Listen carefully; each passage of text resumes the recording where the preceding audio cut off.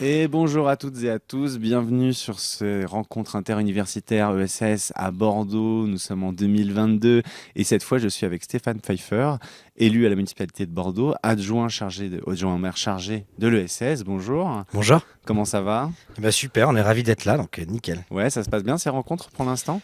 Il y a beaucoup de monde, plein de sujets abordés. Donc nous, on est, en tout cas, du point de vue de la ville, on est assez heureux et fiers d'avoir cet événement sur notre territoire.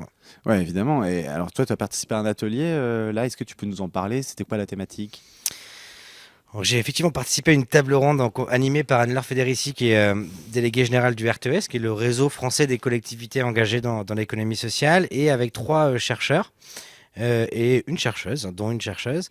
Et on s'est interrogé, puisqu'en fait, le RTES a passé une commande d'études sur l'évolution des politiques publiques des collectivités locales et leur soutien à l'ESS depuis, on va dire, les 20 dernières années. Donc, on a pu avoir les premiers retours de cette étude et puis échanger un petit peu sur les constats, les bilans, les perspectives. Donc, c'était à la fois comment dire, un vrai travail de recherche, hein, de comparaison, etc. Et puis aussi un débat un peu sur l'avenir. Ouais. Ouais, donc je suppose que c'est un travail sur le temps long, ça. Vous avez démarré quand ces questions-là Le RTS Ouais. fête cette année ses 20 ans. Donc le réseau existe depuis très Ok. longtemps. Laurent Fraisse, un des chercheurs, avait déjà fait une étude sur les politiques publiques de soutien à l'ESS il y a une quinzaine d'années. Donc là, avec l'anniversaire du RTES, c'était l'occasion aussi de revenir sur 20 ans de politique publique. Donc le travail a été engagé par Laurent Fraisse il y a 18 mois à peu près. Donc il y a eu des entretiens avec des collectivités, des analyses comparatives. Donc ça a été un gros boulot et qui n'est pas encore Ouais. terminé, hein, puisqu'on n'est pas encore en phase de publication. Il reste, je pense, 6 mois de travail. Mais ça va être un outil important et intéressant. Ouais. Et même si c'est pas publié, je suppose que tu peux nous donner des avant-goûts. Évidemment, en 20 ans, il s'est passé plein de choses. Qu'est-ce que comme analyse, qu'est-ce que tu ferais comme constat de l'évolution en fait de ces politiques publiques? Alors c'est vrai qu'on va pas pouvoir rentrer dans tout le détail. D'une part, je serais Évidemment, ouais. pas capable de tout redonner, et Ah, d'autre part, beaucoup attention, de choses ont été on note ici. dites. Beaucoup de choses ont été dites. Non, mais je pense que ce qui est intéressant, c'est de voir que en fait, l'économie sociale et solidaire, elle existe sous d'autres formes, mais depuis la fin du 19e siècle. Et elle s'est plutôt toujours Ouais. constituée dans une logique de grande indépendance et d'autonomie vis-à-vis de l'État, des pouvoirs publics, etc. Puisque à l'origine, ça a été quand même des associations, des coopératives, des mutuelles de travailleurs qui s'organisaient pour améliorer leurs conditions de vie, créer leur propre mutuelle santé, créer des épiceries, hein, pour arriver à se nourrir correctement. Ça, je vous parle de ça il y a une petite centaine d'années. Et progressivement, parce que le mouvement a changé, parce que le monde autour a évolué aussi, les acteurs de l'ESS ont eu, ou ceux qui étaient acteurs de l'ESS ont eu besoin de se rapprocher des pouvoirs publics. Et puis je crois surtout que les pouvoirs publics ont eu besoin de se rapprocher aussi des acteurs de l'ESS pour proposer des modes d'action un peu différents. Donc on a ouais, jusqu'aux années 60-70, les deux qui coexistent et avec des liens assez faibles. Et depuis les années 80, on a un vrai processus d'institutionnalisation, pardon, de l'économie sociale et solidaire, c'est-à-dire reconnaissance dans les politiques publiques de l'État, mais aussi et surtout des collectivités locales. Et ce processus, il s'est vraiment accéléré depuis le début des années 2000. Alors, il pose de nombreuses questions, mais en tout cas, il est présent et il apporte de nombreuses choses. Ouais, de 2000, d'où les 20 années dont tu parlais. Exactement. Toi, tu es engagé depuis combien de temps au sein de l'ESS? Je veux dire, même avant que tu sois adjoint au maire, il me semble que tu étais déjà là-dedans. Qu'est-ce que tu faisais?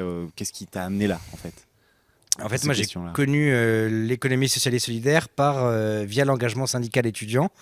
Dans mes années étudiantes, donc j'étais dans la direction d'un syndicat, l'UNEF, et avec Sébastien Chailloux, Oui, qu'on a eu tout à l'heure. qui a été interrogé aussi. Et on avait, en fin de mandat syndical, en fait, rejoint une coopérative étudiante qui s'appelait Solidarité étudiante. On faisait des colocations solidaires, des épiceries sur les campus, la promotion de l'entrepreneuriat social et solidaire dans les universités. Donc c'est comme ça qu'on a tous les deux d'ailleurs connu un peu l'ESS, et qu'on a constaté que l'ESS était plus que juste des coopératives, juste des assos, juste des mutuelles, mais que c'était aussi un mouvement de pensée sur l'ensemble de la société. Donc c'est ça qui nous a bien plu. Et après, moi, j'ai continué. J'étais collaborateur d'une députée pendant un an, députée qui avait été co-rapporteur de la loi ESS. Donc, Donc j'ai... ça, c'était pendant le mandat de Ouais, 2012-2017? exactement. D'accord. Et quand j'ai terminé avec ma députée, j'ai travaillé pendant un an pour une fédération de coopératives qui s'appelle la Confédération Générale des Scopes, CGSCOP, qui m'avait missionné, mandaté pour créer une formation en ligne sur les relations entre les sociétés coopératives d'intérêt collectif et les collectivités territoriales. Donc, encore une fois, les liens vraiment ESS et collectivité. Ouais, pour le effectivement, coup. ouais, Donc, tout se relie. voilà, j'ai toujours eu cet engagement et suivi activité professionnelle et engagement en même temps, quoi. Ouais, d'accord.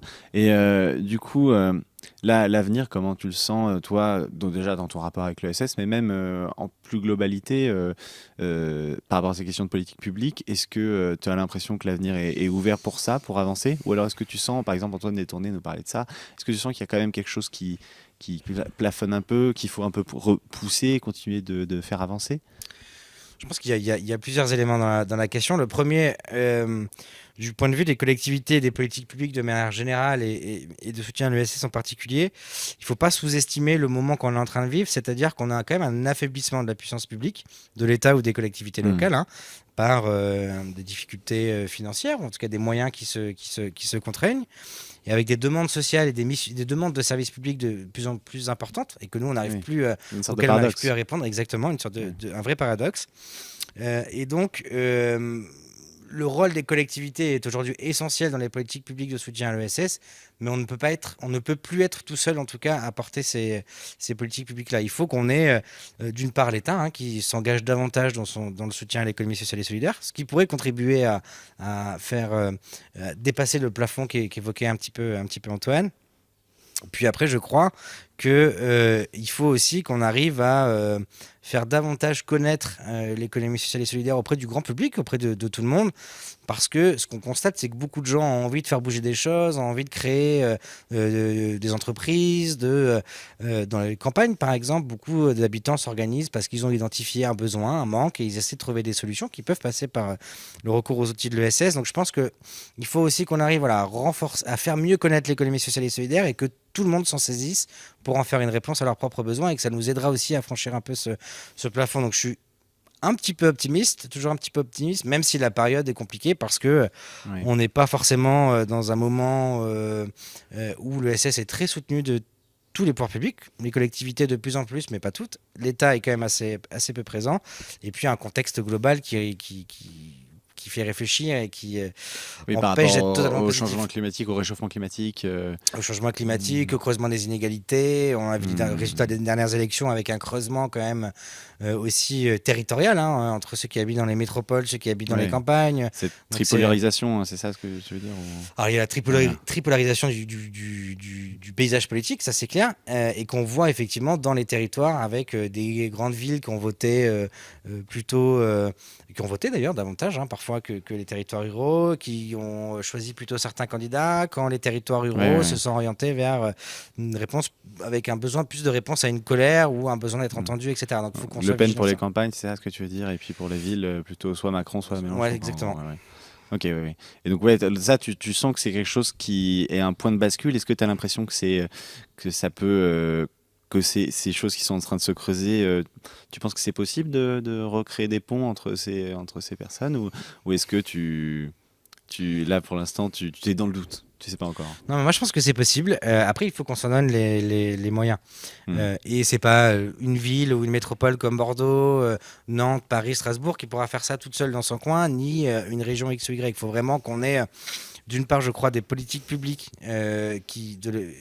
gouvernementales, donc de l'État, qui viennent renforcer les solidarités dans l'ensemble des territoires, et que on ait aussi une politique publique qui vienne soutenir les acteurs associatifs, les acteurs coopératifs, le monde de l'ESS en général, qui contribue aussi à recréer du lien, à recréer de la vie dans les quartiers, à faire en sorte que les gens se rencontrent, que les gens parlent, qu'ils fassent des choses ensemble. Et en plus, après 2 années de Covid, là, on a besoin aussi de retrouver ça. Donc je pense qu'on peut arriver à se donner les moyens, en tout cas, de trouver des solutions, mais on verra les décisions qui seront prises. Ouais.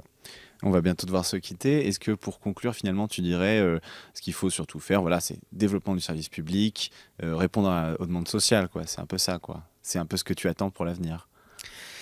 Oui, mais je ne sais pas s'il faut développer les services publics comme on les a toujours développés jusque-là. Je ne sais pas s'il faut forcément que l'État, les collectivités prennent à leur charge toutes seules ces services publics-là. Penser différemment. Oui, je pense qu'il faut le penser différemment, s'engager plutôt dans la voie des communs, la voie de l'économie sociale et solidaire, et qu'on regarde le prisme du service public aussi via la démocratie économique et la citoyenneté économique. C'est plutôt pas tout le temps comment est-ce que la puissance publique répond aux besoins des habitantes et des habitants, mais comment est-ce qu'on fait en sorte pour que la puissance publique arme les habitants des territoires à être capables de répondre par eux-mêmes à leurs besoins, en créant leurs entreprises, etc.